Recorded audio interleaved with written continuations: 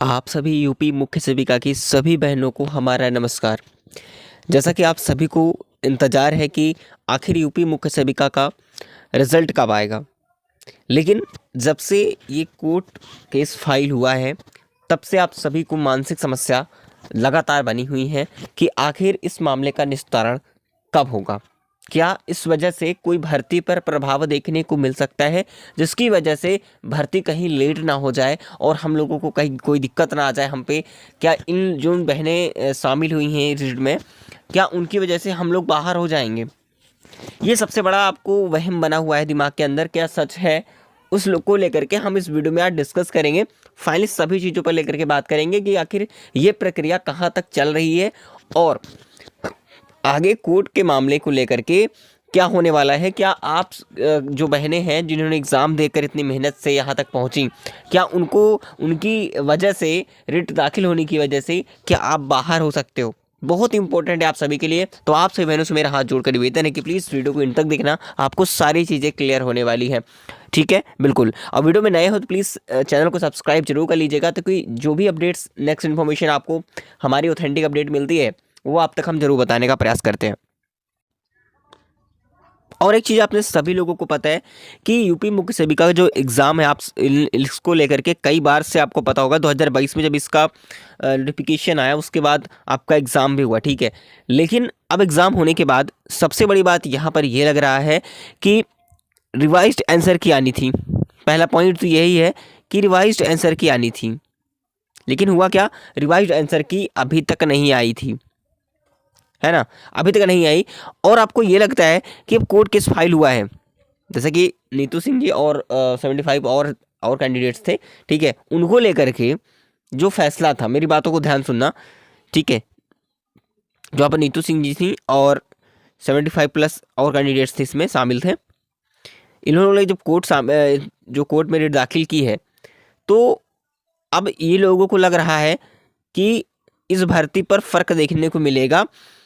जो 2600 प्लस आपके पद रहे हैं, अब लोगों को लग रहा होगा कि हमारी जगह पर, आपको लग रहा होगा कि हमारी जगह पर जो है क्या होंगे, इन कैंडिडेट्स को रखा जाएगा। जो बहनें हैं, करीब 76 मान चलता हूँ, 76 बहनें जो हैं ये हमारे पद पे आ जाएगा, हम लोगों को बाहर कर दिया जाएगा।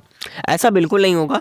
देखिए, जो कोर्ट के मामले चल रहे हैं, इस मामले को लेकर के अगर कोर्ट में जो दाखिल हुई है, कोई सुनवाई होती है, ठीक है, क्योंकि 20 तारीख को जो मामला हुआ था उसको लेकर के उन्होंने जो कुछ डॉक्यूमेंट्स या कुछ साक्ष्य न रखवाने की वजह से जो रिट थी उसकी डेट को एक्सटेंड कर दिया गया था, यानी कि नेक्स्ट हायरिंग डेट लगा दी गई थी। जो कि हमारी नेक्स्ट हायरिंग है वो 5 जनवरी है, यानी कि कल की डेट में वो 5 जनवरी को हमारी सुनवाई होनी है, ठीक है।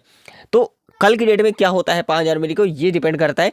अगर कल की डेट में सब कुछ सही तरीके से साक्ष्य मिल गए, सारी चीज़ें उनको साफ साफ वहाँ पर स्पष्ट कर दिया, तब तो फैसला आ जाएगा। नहीं तो हो सकता है कि नेक्स्ट हायरिंग डेट भी मिले, ये भी नहीं कर सकता। लेकिन आप ये अगर घबरा रहे हो कि कहीं भर्ती और देरी ना हो जाए, कहीं हमारा दिक्कत ना हो जाए, हमारे रिजल्ट्स को में दिक्कत ना आए, तो मैं आपको बता दूं, भर्ती में किसी भी प्रकार की कोई अड़चन नहीं आनी है। भर्ती आपकी सही समय पर पूरी होगी, ठीक है। तो हमें कल तक और वेट करना चाहिए, 5 जनवरी तक। उसके बाद जो भी चीज़ें होंगी हम आगे की बात करेंगे। लेकिन आप सभी बहनों को कहूँगा कि बिल्कुल आप परेशान मत होइएगा, ठीक है। आप पर कोई फ़र्क नहीं दिखा, जो ऐड भी करना होगा, जो भी लेकिन मान लीजिए करीबन 2700 पद हैं हमारे पास, टोटल बात करता हूँ, तो इनमें क्या करेगा, जितने भी 75 करीब कैंडिडेट्स जो रिट दाखिल किए हुए, जिनमें शामिल हैं नीतू सिंह के साथ, ठीक है, तो उनके साथ क्या हुआ, तो उनको अलग से अगर चाहेगा, ठीक है, अगर चाहेगा तो क्या करेंगे, कोर्ट के द्वारा ये आदेश दे दिया जाएगा, वहाँ पर कह दिया जाएगा कि भाई आप इन लोगों को भी शामिल करो उस परमानेंट वैकेंसी में। उन्हें परमानेंट करने के लिए वो अलग से शामिल करेंगे, ना कि आपके पद में घटौती करके। ऐसा कुछ नहीं करेंगे, क्योंकि आप लोगों ने एग्जाम दिया है तो आप पर कोई दिक्कत नहीं आने वाली है। उनको अलग से ऐड करना होगा, करेंगे, नहीं करेंगे तो अब भी फिर करें या ना करें, आपकी भर्ती पर, आपके किसी भी पद पर किसी को आँच नहीं आनी है। इतनी आपको ध्यान रखना है बातें, ठीक है। तो कोई फर्क नहीं दिखेगा। बस आपको ये लगता है, परेशानी लगातार हो रही है कि स्टे लगा हुआ है, तो रिजल्ट के लिए क्या होगा। देखिए, हाँ, ये ज़रूर है कि रिजल्ट में थोड़ा सा टाइम जो है वो लगेगा, ठीक है। बाकी सारी चीज़ें क्लियर हो सकती हैं। देखिए ये कल क्लियर हो जाएगा कि अभी डेट मिलती है या कल सब कुछ निस्तारण हो जाता है। अगर कल हो जाता है, केस डिस्पोज आता है तो बहुत अच्छी बात है। तो देखिए क्या होने वाला है, जैसे ही अपडेट कल हमें मिलेगी तो आप तक नोटिफिकेशन वीडियो की मिल जाएगी। जो भी चीज़ें होंगी हम आपको कल के अपडेट में वो सारी जानकारी देंगे कि कोर्ट के मामले में क्या हुआ है, ठीक है। फिलहाल अभी आप लोगों को बिल्कुल भी परेशान होने की जरूरत नहीं है। बाकी रही रिवाइज्ड आंसर की बात, तो आपकी रिवाइज्ड आंसर की है वो सही टाइम पर आ जाएगी। ये भर्ती प्रक्रिया लगातार कंटिन्यू जो है काम चल रहा है। हालांकि जो पहली प्रेफरेंस है वो यूपी लेखपाल को लेकर के है, ठीक है, यूपी लेखपाल को, तो इसका काम चल रहा है। हालांकि हम भी इसमें शामिल हैं, बट अभी क्या हुआ रहा है, आगे की प्रक्रिया, ज्वाइनिंग प्रक्रिया कब तक होगी उसको लेकर के लगातार काम चल रहा है। तो सबसे पहली प्रेफरेंस, सबसे तेज़ी से काम इसका चल रहा है, क्योंकि आपको पता होगा ये 2021 पेट के अकॉर्डिंग वैकेंसी आई थी, तो सबसे पहली वैकेंसी ये थी। तो कहीं ना कहीं इस वजह से इसको सबसे ज़्यादा जो है फास्ट काम किया जा रहा है। और बाकी वीडियो हो गया, जई हो गया, ठीक है, और मुख्य सेविका का इनका जो है रिजल्ट आना है डीवी का, तो डीवी का आएगा रिजल्ट। लेकिन जो प्रेफरेंस है, आपको लोगों को परेशान नहीं होना है, आपका मुख्य सेविका का रिजल्ट सही टाइम पर आने वाला है। तो कल सब कुछ क्लियर हो जाएगा, तो बिल्कुल आप लोगों को परेशान होने की जरूरत नहीं है रिजल्ट को लेकर के किसी भी प्रकार से। इसी बातें आपको क्लियर हो गई होगी। तो रिजल्ट को लेकर के अभी आप लोग परेशान मत होइए, रिजल्ट सही टाइम पर आएगा। बाकी ये काफ़ी लोग पूछ रहे थे कि कितने कैंडिडेट्स को बुलाया जा सकता है, तो मैं आपको बता दूं, अगर हम 2700 कैंडिडेट्स को लेकर चलते हैं ओवरऑल, ठीक है, 2700 कैंडिडेट्स को, तो ये 2700 कैंडिडेट्स में क्या होने वाला है, करीब अगर हम बात करें कि अगर आप यूपी लेखपाल में देखो करीब 3.5 गुना के आसपास बुलाया गया था, 3 टाइम्स के आसपास, तो हम इसको 3 गुना ही लेकर के चलते हैं। लेकिन अब इसमें क्या होने वाला है, करीब 8100 कैंडिडेट्स अगर आते हैं, ठीक है, तो फिर भी आप सोचो इतने में भी कम पड़ सकते हैं। ऐसे इसलिए क्योंकि मैं आपको बता दूं, आपको बताओ एलिजिबिलिटी क्राइटेरिया जो रहा है उसको लेकर के सबसे ज़्यादा दिक्कत आने वाली है। क्योंकि जो बीए में, ठीक है, बीए सोशलॉजी था उनका, ठीक है, वो तो ठीक है, लेकिन काफ़ी लोग एमए सोशलॉजी थे, काफ़ी लोगों के अलग अलग डिफरेंट थे। तो उस एलिजिबिलिटी क्राइटेरिया की वजह से बाद में दिक्कत आ सकती है, बाद में वो हो सकता है कि बाहर हो जाए। इसीलिए ये कह रहा हूँ कि मौका काफ़ी लोगों को मिलने वाला है। करीब जहाँ तक मुझे उम्मीद है कि करीब 10,000 के आसपास कैंडिडेट्स, जो अभ्यर्थियों को, बहनों को बुलाया जाएगा डीवी के लिए। तो काफ़ी ज़्यादा लोगों को मौका मिलेगा।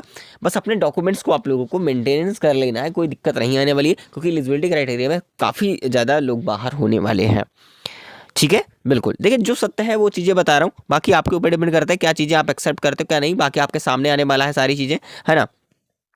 तो फिलहाल आपको परेशान होने की बिल्कुल भी जरूरत नहीं है। अगर कल देखिए इस केस डिस्पोज होता है कल की डेट में 5 जनवरी को, तो कहीं ना कहीं मैं आपको बता दूं करीब 15 जनवरी के आसपास तक आपका रिजल्ट भी देखने को मिल जाएगा, ठीक है। बिल्कुल, तो दिक्कत किसी तरीके से नहीं है, ना आप लोगों को परेशान होने वाली बात है, किसी भी प्रकार से आपको कहीं पर भी परेशान होने वाली बात नहीं है। आप लोगों को डर बिल्कुल खत्म हो जाना चाहिए कि आपकी भर्ती पर कोई फर्क देखने को मिलेगा, तो ऐसा कुछ नहीं होने वाला। आपकी किसी पोस्ट पर कोई कमी नहीं आएगी, ना किसी प्रकार से कोई रुकावट आने वाली है। बस जहाँ तक मामला है हायरिंग डेट का, तो हायरिंग डेट लग सकती है, ठीक है। तो देखिए कल की डेट में अगर सब कुछ सही तरीके से मिल गया उनको, उन्होंने वहाँ पर साबित कर दिया, स्पष्ट कर दिया, तो कहीं ना कहीं कल केस डिस्पोज हो सकता है, उम्मीद है। बाकी वो उनके ऊपर डिपेंड करता है वो कैसे करती हैं। अगर उनके पास सब कुछ सही सही तरीके से होगा तो वो रखेंगे प्रूफ अपना, ठीक है, जो पक्ष होंगे तो रेट दाखिल करने वाले वो रखेंगे भाई हाँ ये चीज़ें होनी चाहिए। अगर वहाँ पर वो फिर स्पष्ट नहीं करते हैं, अगर उनके पास पूर्ण रूप से पूरा कागज़ नहीं होगा, पूरे डॉक्यूमेंट्स नहीं होंगे, सही तरीके से स्पष्ट नहीं हो सकता है, तो हो सकता है कि नेक्स्ट हायरिंग डेट भी मिल सकती है। अब नेक्स्ट हायरिंग डेट मिलेगी तो थोड़ा सा फिर डिले होने का चांस बन सकता है ना। तो इन सारी बातों को लेकर के आप लोगों को परेशान होना नहीं है। बाकी रही वैकेंसी की बात, मैंने आपको कई बार रिपीट किया कि वैकेंसी पर उन बहनों से कोई लेना देना नहीं होगा। अगर उन्हें मान लीजिए कि ऑर्डर दे भी देते हैं कि हाँ ठीक है इन्हें भी परमानेंट वैकेंसी में शामिल कर लिया जाए, तो उनको अलग से पद को ऐड करना पड़ेगा। आपके जो पद आए हुए हैं इनमें किसी भी प्रकार की कोई कमी नहीं आएगी। इन बातों का आपको ध्यान रखना है, ठीक है। बिल्कुल, तो फिलहाल तब तक आप कोशिश ये करेंगे कि नेक्स्ट जो वैकेंसी आपने अगर किसी का फॉर्म डाल रखा है तो उसकी तैयारी कीजिए फिलहाल, ठीक है। और जो भी डाउट है तो कमेंट करेंगे, आपका रिप्लाई हमेशा देने का प्रयास करते हैं। बाकी मिलेंगे नेक्स्ट इन्फॉर्मेशन में, तब तक के लिए जय हिंद जय भारत।